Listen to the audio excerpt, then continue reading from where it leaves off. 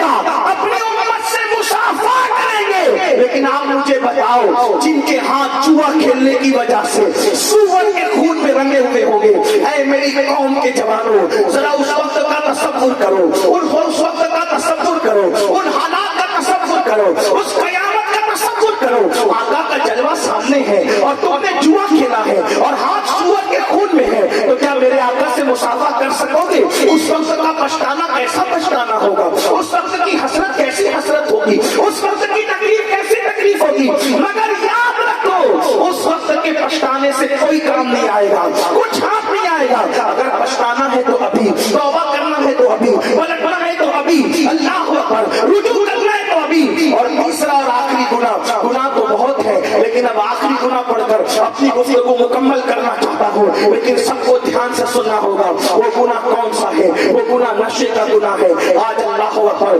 فلموں کی وجہ سے، سیریلوں کی وجہ سے، آوارہ دوستوں کی وجہ سے نشہ بڑھتا جا رہا ہے، اتنا بڑھ رہا ہے، کوئی نشے سے، کوئی شراب سے نشہ کر رہا ہے، کوئی MD سے نشہ کر رہا ہے، کوئی انجیکشن سے نشہ کر رہا ہے، کوئی ہیروئن سے نشہ کر رہا ہے، کوئی چرس اور بھنگ سے نشہ کر رہا ہے، کوئی گولیوں سے نشہ کر رہا ہے، کوئی دواؤں سے نشہ کر رہا ہے۔ یاد رکھنا میرے آقا نبی صلی اللہ علیہ وسلم نے فرمایا کل مسکر حرام، ہر نشہ آور چیز حرام ہے۔ میرے بھائیوں ہر نشہ حرام ہے، کسی بھی نشے کی اجازت نہیں دی گئی۔ اور آپ جانتے ہیں اللہ اکبر کتابوں میں لکھا ہے عبد الملک ابن مروان کے دربار میں، مروان کا بیٹا عبد الملک جب وہ بادشاہ بنا، اس کے دربار میں کفن چور آیا اور اس نے کہا میں نے کفن چوری سے توبہ کی۔ تو مروان کے بیٹے عبد الملک نے پوچھا اے کفن چور تو نے کیسے توبہ کی، کیوں توبہ کی، توبہ کرنے کی وجہ کیا ہے؟ تو اس نے بیان کیا ایک مرتبہ میں کفن چوری کرنے گیا تو میں نے کیا دیکھا، ایک قبر میں نے کھولی تو قبر کھولنے کے بعد کیا دیکھا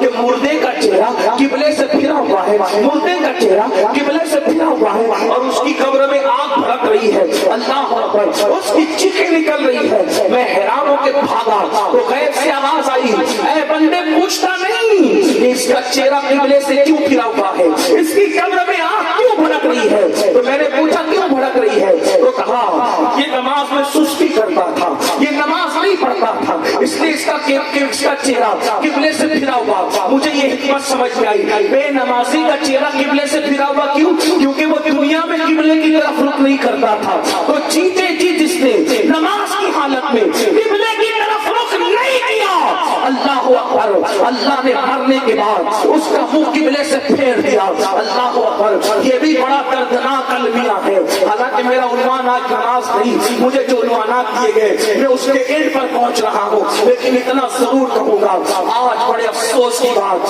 فیس بک، واٹس ایپ، یوٹیوب کے لیے، دوستوں کے لیے، سب کے لیے وقت ہے، اگر وقت نہیں ہے تو میرے اللہ کے لیے وقت نہیں ہے۔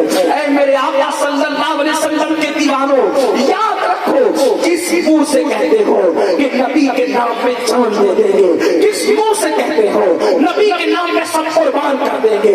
جو قوم اپنے نبی کے نام پر 10 منٹ کا وقت قربان نہ کر سکے، میرے بھائیوں نماز کے لیے 10 منٹ سے زیادہ کا ٹائم نہیں لگتا۔ سن لو اللہ کے رسول غیر کا نبی صلی اللہ علیہ وسلم فرماتے ہیں اے میرے صحابہ، آقا نے اپنے اصحاب سے کہا اے میرے صحابہ دعا کرو اللہ کسی کو بدبخت نہ کرے، اللہ کسی کو محروم نہ کرے۔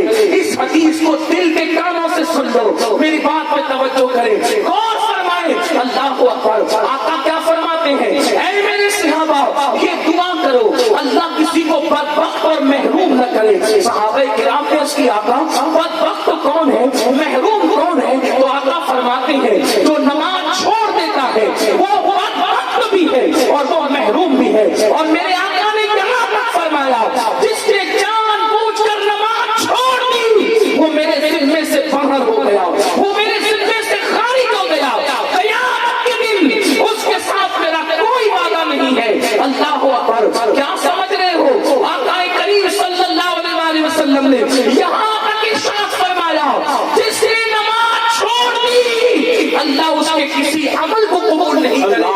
اللہ اکبر۔ اے مسجدوں کو ویران کرنے والوں، صرف 10 منٹ کا ٹائم ہے، تم جان لینے کی بات کرتے ہو میرے بھائیوں، یقیناً تم سچے ہو، لیکن نماز کی اہمیت سمجھ لو۔ پورے قرآن میں کم و بیش